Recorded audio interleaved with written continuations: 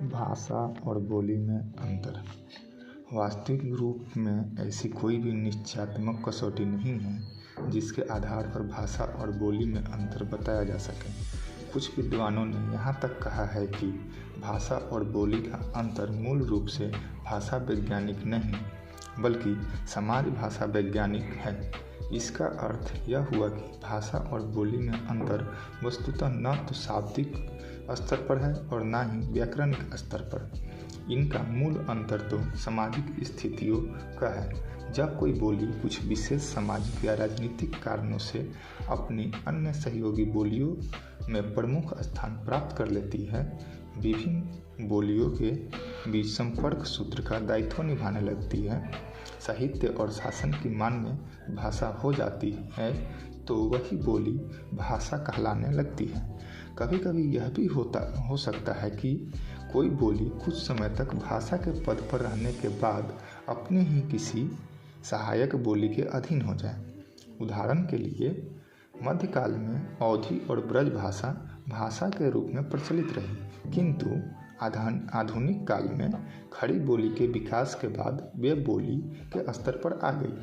इसका कारण भी मूलतः उन स्थितियों में था जिनके संयोग के कारण खड़ी बोली को मानक भाषा बनने का अवसर प्राप्त हुआ। यद्यपि भाषा और बोली के अंतर मूलतः सामाजिक राजनीतिक स्थितियों के हैं, तब भी भाषा के वैज्ञानिक अध्ययन के लिए आवश्यक हो जाता है कि भाषा और बोली का यथासंभव निश्चित स्वरूप तय किया जाए। इस दृष्टि से भाषा और बोली में निम्न अंतर माने जा सकते हैं। 1 नंबर, भाषा और बोली का सबसे व्यवहारिक अंतर उनकी बोधगम्यता का है।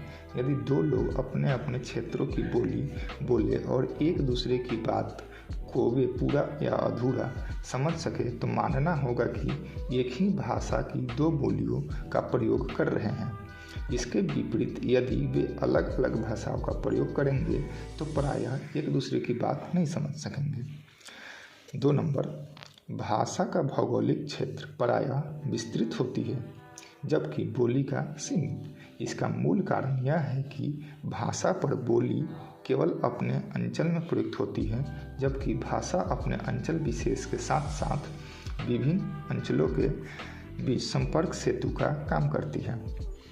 3 नंबर, भाषा भाषिक विकास की दृष्टि से बोली की तुलना में अधिक विकसित होती है। मानकता तथा व्यापकता प्राप्त करने के कारण भाषा का विकास तेजी से होने लगता है। वह नए नए भौगोलिक तथा वैचारिक क्षेत्रों में प्रयुक्त होने लगती है और इस प्रकार विकास का उच्च स्तर प्राप्त कर लेती है। इसके विपरीत बोली भाषिक विकास की दृष्टि से प्रारंभिक अवस्था में होती है, जिसका मूल संबंध केवल जन प्रयोग से है। 4 नंबर है, भाषा का प्रायः एक निश्चित व्याकरण होता है जबकि बोली का व्याकरण निश्चित नहीं होता है। इस कारण प्रायः ऐसा देखने में आता है कि भाषा के संबंध में शुद्धता का ध्यान रखा जाता है, जबकि बोली में शुद्धता या अशुद्धता की कोई चिंता नहीं की जाती। 5वां है, भाषा आमतौर पर अपने अंचल तथा उससे बाहर भी प्रायः निश्चित और मानक रूप में मिलती है, जबकि बोली अपने अंचल के भीतर भी अलग अलग वर्ग तथा क्षेत्र के अनुसार विभिन्न रूपों में प्रयुक्त होती है।